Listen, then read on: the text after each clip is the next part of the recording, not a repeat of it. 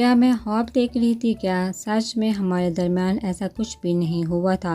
हमारा कल निकाह ही हुआ था, अभी इतने ज़्यादा दिन नहीं हुए हैं। क्या डर की वजह से मुझे ख्वाब आया?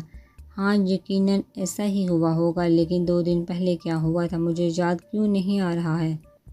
फातिमा अभी से उठी थी। वो खुद को अपने बेडरूम में अकेले पाकर और उसे जोड़े में देखा। बिल्कुल भी वो समझ नहीं पा रही थी कि रात को जो हुआ था क्या वो सब सच में हुआ था या वो सिर्फ उसका ख्वाब था। फातिमा भाभी, शुक्र है आपको होश तो आया। आपको पता है आप पूरे 2 दिन से बेहोश थी और सरदार भाई इतने परेशान हो गए थे आप होश में जो नहीं आ रही थी। वैसे ऐसा क्या हुआ था जो आप बेहोश हो गई थी? क्या हमारी बातों की वजह से आप बेहोश हुई थी? वो इन सोचों में गुम थी। बेडरूम में नूर हरम ने दाखिल होकर कहा, जो ज़ैनब और सजल के साथ थी। नूर हरम की बात वह फातिमा साकत रहेगी, मतलब वो बेहोश थी। मैं 2 दिन से बेहोश थी। वो मेरे खुदाया, मतलब वो सब ख्वाब था, हकीकत नहीं। और शादी वाली रात क्या हुआ था? उफ, ये मुझे याद क्यों नहीं आ रहा। वो नूर हरम की बातों पर अपना सर पकड़ कर शादी की रात वाली बात को याद करने लगी। जब बहुत जोर देने पर भी उसे कुछ याद नहीं आया तो वो इन तीनों को देखने लगी। मुझे कुछ भी याद नहीं आ रहा। उस दिन रात क्या हुआ था जो मैं बेहोश हो गई थी? वो कहाँ है? नूर हरम से कह दिया। हर में वो अपनी नज़र नीचे की उसका सोचती हुई वो लफ्ज़ सोचने लगी। वो डर रही थी उसका जिक्र और नाम लेने से भी, और सोच रही थी कि ऐसा क्या हुआ था जो वो डर गई थी और बेहोश हो गई थी। वो कौन भाभी? आप किसकी मुतालिक पूछ रही हैं?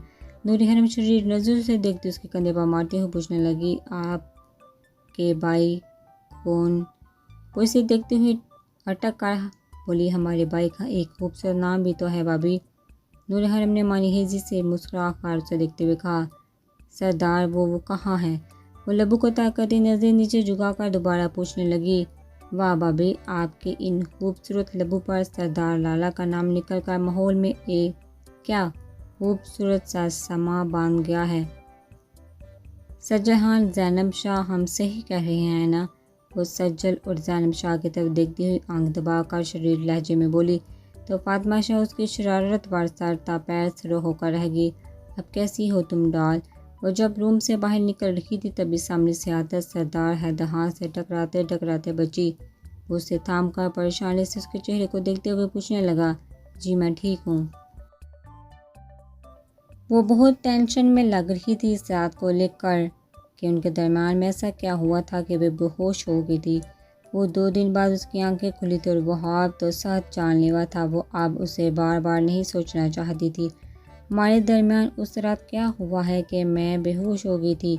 मुझे कुछ भी याद नहीं आ रहा, पता नहीं क्यों। वो हाथों को मरोड़ती हुई नजर नीचे झुकाकर उससे उस रात के बारे में पूछने लगी, तुम्हें सच में याद नहीं कि उस रात हमारे दरमियान क्या हुआ था डाल? उसकी जानब कदम बढ़ाने लगा तो वो सहम का पीछे हटने लगी, जबकि वो इसी तरह उसकी तरफ बढ़ रहा था। वो पीछे कदम बढ़ाती बढ़ाती रूम के अंदर दाखिल हुई। वो रुके बिना आगे बढ़ रहा था। वो इसी तरह वो दोनों बेड के करीब पहुंच गए थे। नहीं, मुझे बिल्कुल भी याद नहीं है। मैंने तुमको सिर्फ अपने ख्वाब में वो सब करते हुए देखा था। फातिमा डर से कांप रही थी। पीछे बेड को महसूस करती गर्दन मोड़ कर बेबसी से बेड को देखने लगी। वो दीवाना शख्स रुकने का नाम ही नहीं ले रहा था, जिसकी वजह से वो पीछे बेड पर गिरी और वो अपने दोनों हाथ दाएं और बाएं जानब रखकर उसके ऊपर झुका। क्या करते हुए देखा था तुमने डाल मुझे अपने ख्वाब में? वो उसके हरासा चेहरे पर फूंक मारते हुए गंभीर आवाज़ में पूछने लगा। फातिमा उसकी कुर्बत से सर डाल रही थी और इस हरकत पर तो वो कांपने लगी। तुमने मुझे वो करने को फोर्स किया था। वो सुरख गालों पर शर्म के बायस अपनी घनी पलकों को गिरते हुए बोली। सदा हैदहां उसकी पलकों को उंगली की पोड़ से छूकर उसे लड़ने पर मजबूर करता देखने लगा। क्या करने पर फोर्स किया था मैंने तुम्हें डॉल? वो इसे अपनी बातों, नज़रों और हरकतों से सद नर्वस कर रहा था। वो अपने पूरे वजूद को एक सुलगती नज़रों के हज़ार में कैद महसूस करते खुद को शिद्दत से जलते हुए महसूस करने लगी। रहने दो, अगर तुम नहीं बताना चाहते कि इस रात हमारे दरमियान क्या हुआ था तो मुझसे भी तुम्हें पूछने का कोई हक नहीं है। पीछे हटो, मुझे जाना है। वो उसके कुछ आदत सीने पर अपने दोनों हाथ रखते उसे पीछे करने लगी, जबकि वो इसके ऊपर झुका बगौर उसके चेहरे को देख रहा था। उस रात तुम मेरे करीब आने पर डर गई थी और बेहोश हो गई थी। मुझे लगता है अभी भी वही होने वाला है। तुम्हारे चेहरे को देखा मुझे लगता है डाल तुम फिर से बेहोश होने वाली हो। अपने शोहर से इतना मत डरा करो। तो मेरी इज़्ज़त हो और मैं इज़्ज़त को बचाने वाला हूँ, ना कि खराब करने वाला दरिंदा। वो उस रात को याद करने लगा तो उसके गालों को छूकर नरमी से उसे कहने लगा, जो बिल्कुल इसी तरह डरी हुई थी जिस तरह उस रात उसके करीब जाने पर वो डरी थी 2 दिन पहले। आज मैं बहुत खुश हूँ, तुम्हें पूरे हकूक़ से पाकर। पता है अगर तुम मुझे ना मिलती तो मैं क्या करता। वो जब रूम में दाखिल हुआ तो उसे बेड पर डरे सहमे हुए बैठे देख वो दरवाज़ा बंद करता आगे बढ़ा और बेड पर उसके पास बैठा तो वो सिमर का उससे दूर होकर बैठी। क्या करते? नज़रें हनूस नीचे झुकी हुई थी। लरसी आवाज़ में उससे पूछे बैठी तो वो थोड़ा सा आगे बढ़ा और उसके करीब आने बाद तेज़ी से पीछे हुई। मैं तुम्हें उठा कर ले जाता डाल। वो तो शुक्र है तुम्हारा भाई शहरयार से तुम्हारी शादी करने से खुश नहीं था। अगर उसने मेरा साथ ना दिया होता डाल तो इस वक्त तुम यहाँ नहीं। बल्कि उसके डर से सिरों पड़ते चेहरे की तरफ देखना, अपना मजबूत हाथ आगे बढ़ाकर उसके नाजुक खानाई हाथों को पकड़कर सहलाते हुए कहने लगा। तो वो अपना हाथ उसकी गिरफ्त में देखती तड़प उठी। बल्कि वो उससे बीच में बात रुकने पर हैरत से उसे देखती पूछने लगी, तुम कब की मेरे बेडरूम में होती और मुकम्मल मेरी हो चुकी होती। रूह से लेकर तन तक डाल तुम सिर्फ सरदार हैदर खान की बन चुकी होती। उसकी बात पर लर्ज उठी जबकि वो उसके हाथ को उल्ट पुल्ट कर देख रहा था कि इस लफ्ज़ पर नज़र पड़ते ही उसके पूरे जिस्म में गुस्से की लहर दौड़ गया। तो ये लफ्ज़ इन खूबसूरत हाथों में बिल्कुल भी सज नहीं रहा है डाल। हाथों पर दबाव बढ़ाने की वजह से फातिमा के हाथ सुरख हो गए थे जबकि वो इस लफ्ज़ को मिटाने के लिए कुछ ढूंढ रहा था और सामने एक मेहंदी देखा वो आगे बढ़ा जो शायद लड़कियां फातिमा के हाथ पर मेहंदी लगाकर उठाना भूल गई थी। ये तुम क्या कर रहे हो? अपने हाथ पर उसे मेहंदी से एस लफ्ज़ को मिटाते हुए देखा। हैरानी से बोली, अपना नाम लिख रहा हूँ डाल। एस लफ्ज़ को मिटाने के बाद एच लिखते हुए संजीदगी से कहने लगा जबकि फातिमा अपने हाथ पर एच देकर साकत रह गई। तुम ऐसा क्यों कर रहे हो? मुझसे इतना टूट कर प्यार करते हो तुम? हाँ बोलो, जानते भी हो कि मैं एक अनछुई लड़की हूँ, मगर जैसी लड़की सिर्फ हमदर्दी के काबिल है, मोहब्बत के नहीं। फिर क्यों मुझ पर इतना मेहरबान हो रहे हो? क्यों? और डरती हुई बोली तो उसकी बात पर वो तेज़ी से आगे बढ़ो से अपने सीने से लगा कर उसकी पुश्त को आहिस्तगी से सहलाने लगा। मेरी नज़रों में देखो तो तुम आज भी वही पाक हो जो पहले थी और तुम हमदर्दी के नहीं इश्क के काबिल हो। सरदार हैदर खां के तुम ही हो जो इस दिल में मचलते जज्बों के शोलों को बढ़ा सकती हो। तुम ही हो जो इस आंखों के दिए को रोशन कर सकती हो। वो बुरी तरह से रो रही थी तभी अपनी सिचुएशन का अंदाज़ा होते हुए वो तड़प कर उससे जुदा होने लगी, लेकिन उसकी गिरफ्त इतनी तंग थी कि वो मचलने लगी। छोड़ो मुझे, वलर्स का बोली। नहीं डाल जी, अब नहीं हो सकता। मैं चाह कर भी तुम्हें नहीं छोड़ सकता क्योंकि तुम जीने की वजह हो। अब से इन सांसों की डोर से तुम्हारे हाथों में मैंने थमाई है, इस हक से कि तुम्हारा सब कुछ सरदार का है तो फातिमा का सब कुछ सरदार के नाम। वो अपने लब उसके नम गर्दन पर रखकर गंभीर आवाज़ में कहता मदहोशी से उसके चेहरे पर झुकने लगा।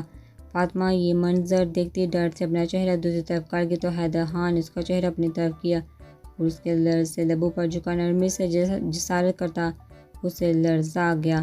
प्लीज़, वो रोती हुई बोली। उसे इस वक्त सब कुछ याद आने लगा था जो उसके साथ हुआ था। वो तड़पने लगी, मचलने लगी उसकी गिरफ्त में जबकि वो उसके चेहरे पर अपनी जिसारतों के निशान छोटा नीचे की तरफ बढ़ रहा था। जब वो इसकी इतनी गुस्ताखियों को सह नहीं पाई तो होश गंवा कर उसकी मजबूत बाहों में झूल गई। उसके बेजान वजूद पर सरदार हैदर खां को होश आया तो वो तड़प कर उसके वजूद को पकड़कर बुरी तरह से झंझोड़ने लगा। Doll are you okay? आंखें खोलो। उसके चेहरे को तपतपाते हुए चीख कर उसे पुकार रहा था जबकि वो डर से शायद बेहोश हो गई थी। वो उसे जल्दी से उठाकर रूम से बाहर निकला तो उसकी बाहों में फातिमा को बेहोश देखकर सब घर वाले परेशान हो गए थे और वो इन्हें तसल्ली देकर उसे लिए हॉस्पिटल के लिए निकला था। उस रात हमारे दरमियान ये सब हुआ था। ये सब कुछ याद करते हुए संजीदगी से उसे देखते हुए बताने लगा जो खामोशी से बैठी उसे सुन रही थी। आई एम सॉरी, मेरी वजह से तुम्हें इतना कुछ जीना पड़ा।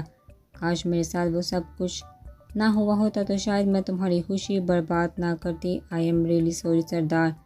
उसकी जानब देखती हुई शर्मिंदगी से बोली, वाकई अगर उसके साथ वो हादसा ना हुआ होता तो वो आज उसके साथ खुश होती और ना ही ख्वाबों में उसकी कुर्बत से डरती और ना ही ऐसे अजीब ख्वाब वो देखती जो उसे बेहोश होने में देखा था। तुम क्यों सॉरी बोल रही हो? ये तो मुझे बोलना चाहिए क्योंकि मैं तुम्हारी हालत जानता हूँ। फिर भी वो सब कुछ करने की कोशिश की जो मुझे नहीं करना चाहिए था। भले मैं तुम पर हक रखता हूँ लेकिन इस तरह मुझे नहीं करना चाहिए था। पहले मुझे तुम्हारा एतमाद जीतना चाहिए, तुम्हें इसके लिए राज़ी करना चाहिए था। वो बेहद शर्मिंदा था इस रात अपनी बेसादगी पर जो उसने किया था। उसे अभी नहीं करना चाहता था, चाहिए था इससे पहले इसका एतबार जीतना चाहिए था, उसे माइंड सेट करने के बाद राज़ी करना चाहिए था। ये सब करके उसने उसे हर्ट किया था। ये सोच कर उसे खुद पर बहुत गुस्सा आता था। तुम प्लीज़ इस तरह की बातें करके मुझे गिल्ट में मुब्तला मत करो। सच में अब बहुत शर्मिंदगी महसूस हो रही है ये सोच कर कि तुम्हारा मुझ पर हक है और मैं तुम्हें इस हक से महरूम कर रही हूँ। वो नज़र झुकाकर बोली तो वो बेसहारा उसके हाथ पकड़ कर अपने लबों से लगा गया, जबकि फातिमा फटी आंखों से उसे देखने लगी। डाल, जब तुम्हारा दिल मुतमईन हो और तुम्हें मेरी कुर्बत तकलीफ़ ना पहुँचाए तो खुद मेरे करीब आओगी और वो दिन दूर नहीं है बल्कि सुकून महसूस करोगी। मेरी कुर्बत करीब आने पर मजबूर हो जाओगी मेरी कुर्बत के लिए तुम। उसकी पेशानी को छूकर गंभीर आवाज़ में कहता उसे देखने लगा जो उससे दूर हो गई थी, लेकिन उसके चेहरे पर दर्द की जगह एक पुरसुकून तासर कायम था जो उसकी कामयाबी की पहली सीढ़ी थी जो उसने पार कर लिया था उसका भरोसा जीत कर। हुसैनी जी, आप भी ना हद करती हैं। भला अब हम एक बच्चे के बाबा होकर कैसे लगेंगे कॉलेज जाते हुए। दस्तगीर शाह ने आगे पढ़ने से मना कर दिया था जिसकी वजह से मारूसा उससे सरहाफा हो गई थी। अब वो उसके पास बैठा उसे मना रहा था, हमें कुछ नहीं सुनना, जैसे सब जाते हैं नशाद साहब आप भी वैसे ही जाएंगे। अब हम कोई नया बहाना नहीं सुने वरना हम आपको छोड़कर चले जाएंगे। उसे गुस्से से देखते हुए बोली, अरे बाप, ऐसी गुस्साही मत करिएगा उस्तानी जी, वरना हम भी आपके साथ आपके पीछे आएंगे। फिर ये क्या होगा कि आपके माँ बाप के घर में हम दोनों इकट्ठे रहेंगे अपनी बेबी के साथ। वैसे उस्तानी जी आइडिया भी बुरा नहीं है। उसकी आंखों में देखते हुए शरीर लचे में बोला, शाह जी हम मजाक नहीं कर रहे, हम सच में चले जाएंगे अगर आपने आगे बढ़ने से मना किया ना तो। वो साथ हल्की से उसे देखते हुए बोली, अच्छा ठीक है उस्तानी जी, हम आगे ज़रूर पढ़ेंगे मगर हमारी भी एक शर्त है। अगर आप मानती हैं तो ठीक है, वरना भूल जाए कि हम आगे पढ़ेंगे और आपको यहाँ से जाने देंगे। वो हार मानते हुए बोला, कैसी शर्त? मरुस्ता ने हैरत से उसकी तरफ देखते हुए पूछा, आपको हमारे साथ कॉलेज में आना होगा वरना हम नहीं जाएंगे।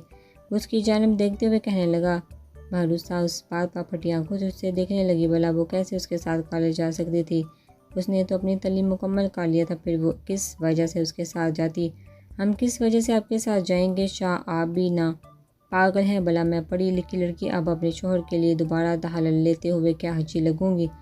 आप भी नाहक करते हैं। मरुस्ता ने साथ देवड़ियाँ चढ़ा कर उसे देखते हुए कहा, उस्तानी जी हमने कब कहा कि आप दाखिला लें? आप वहाँ लेक्चरार के तौर पर भी तो आ सकती हैं। इस तरह आप जब हमारे बेहद करीब होंगे तो हमारा दिल पढ़ने को भी चाहेगा। वो उसे महमूद नज़र से देखते हुए कहने लगा। महरूसा ने साथ नज़र से उसे देखते हुए कहा, कहाँ होगा उस्तानी जी? वो शरीर नज़र उससे देखते हुए पूछने लगा, हम पर नज़रें हटेंगी तभी आप कुछ पढ़ पाएंगे। शाह जी ये खुशफहमी निकाल दे अपने दिलो दिमाग से, हम आपके इसरार पर वहाँ लेक्चरार के तौर पर आएंगे। उसे देखे बगैर अपना पेट पकड़ कर एहतियात से बैठ से उठी तो दस्तगीर शाह उसके आगे बढ़ने से पहले तेज़ी से उठा उसे अपनी बाहों में भर कर उसे देखने लगा जो उसकी हरकत पर शर्म से सिर होती नज़र चुराने लगी। इसीलिए तो हम चाहते हैं कि आप हर वक्त हमारी नज़रों के सामने रहें उस्तानी जी, ताकि हमारा सारा ध्यान आपके साथ अपने कामों पर भी हो। अगर आप हमसे दूर होंगे तो हमसे कुछ भी नहीं हो पाएगा। वो उससे लिए वार्डरोब के जाना बढ़ा क्योंकि वह इसी इरादे से बेड से उठी थी क्योंकि वह राम को आरामदेह कपड़े पहनकर सोती थी। इस बारे में हम सोचते हैं शाह जी, अभी इस हालत में तो हम कोई जॉब अफोर्ड नहीं कर सकते। जब तक डिलीवरी नहीं हो जाती आप हमें फोर्स नहीं करेंगे, खामोशी से कॉलेज में एडमिशन लेंगे, समझे। उसकी बात पर अपनी आंखें ऊपर उठाकर उसकी आंखों में देखने लगे तो वो आगे वार्डरोब के जाने में इशारा करने लगा तो वो चौंकी और दरवाज़ा खोलकर अंदर से अपने कपड़े निकालने लगी। ठीक है उस्तानी जी, लेकिन जब हमारा बेबी होगा उसके बाद आप कोई बहाना नहीं ढूंढेंगी, वरना हम कॉलेज जाना बंद कर देंगे अगर आपने ऐसा किया तो।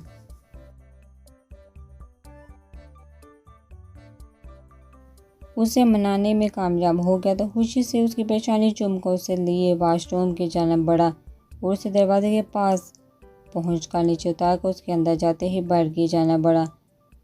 गुस्ताख लड़की बहुत खूबसूरत लग रहे हैं, आपके हाथ मेहंदी लगे हाथ, पहली बार हम इन हाथों में अपने नाम की मेहंदी देख रहे हैं।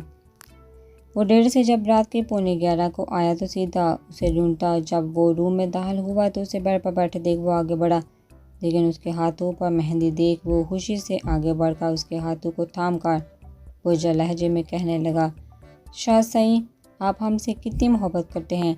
वो नाजुक गोरी कलाइयों पर मेहंदी से बने नक्श और निगार को देखते हुए उससे पूछने लगी तो गजलान साई उसके करीब बैठा और उसे मोहब्बत से देखने लगा, बहुत ज़्यादा।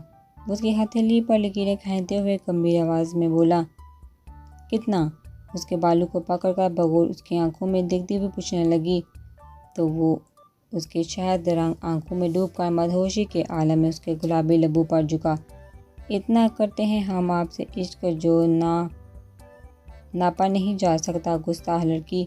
हाँ, हम अपनी गुस्ताखियों से आपको अच्छे से बता सकते हैं कि हम कितना चाहते हैं आपको। वो महमूर आंखें उसके चेहरे पर गाड़ते हुए कहने लगा तो उसकी बात पर नूर हरम बेबाकी से उसे देखते हुए सामने रखी मेहंदी उठाकर जो उसने कुछ देर पहले अपने हाथों पर लगाने के लिए यही रखा था। गुस्ताखियों से क्यों शाह साईं, आप किसी और तरीके से भी हमें सिखा सकते हैं कि आप हमसे कितना प्यार करते हैं।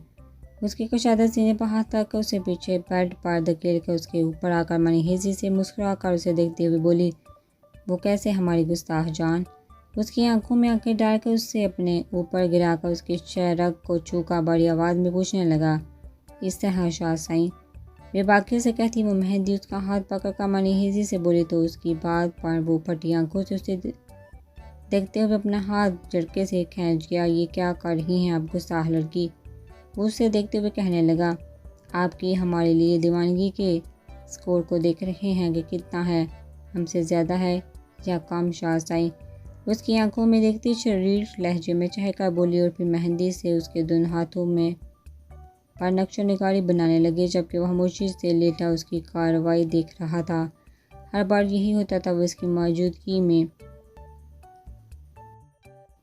हिप्नोटाइज हो जाता था, सिर्फ उसके इशारे पर चलता था। गाजी भाई ये आपके हाथों को क्या हुआ है, मुझे आप अपने हाथ लिए क्यों छुपा रहे हैं जैसे कोई चोर अपना खजाना छुपाता है।